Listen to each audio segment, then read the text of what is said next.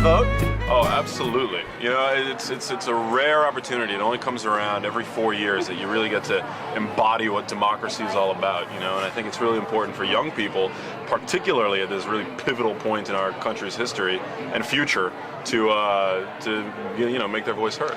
I think that it's interesting that a lot of young people have signed up to vote. You know, I think that there's an excitement about this election. It's sort of taken over the conversation in the media. I think it's like in your face. Like, I don't think there's anybody who doesn't really have a strong opinion about why it's important to vote this time. Yeah. And I think the best part of that ultimately, and why democracy is what will ultimately win here, is because I think lots of people are going to participate, regardless of who they choose to vote for. It's the fact that they're participating, I think, is exciting. Yeah, we have record number of new voter registrations throughout the country right now.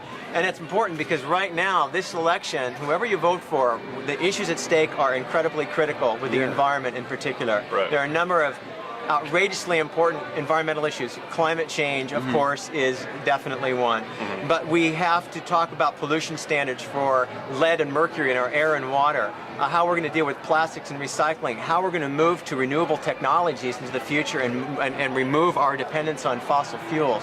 The issues could not be more critical than they are right now. I think that books like this and, you know, spreading the idea that voting is important is of pivotal importance right now, not just sort of for the future of our society, but really the future of the planet in terms of the environment, is that I think that now the conversation about climate change has become mainstream and everybody sort of admits at this point that this is a serious issue, that we got to deal with it, that the technology is there. It's just about like putting our efforts and our resources into research and funding for those technologies. And I think that I think as long as the conversation is being had in the mainstream media, people will vote with that issue in mind. Hopefully they'll decide on a candidate that they think will sort of satisfy their desire for genuine change in that regard, whoever they choose to vote for.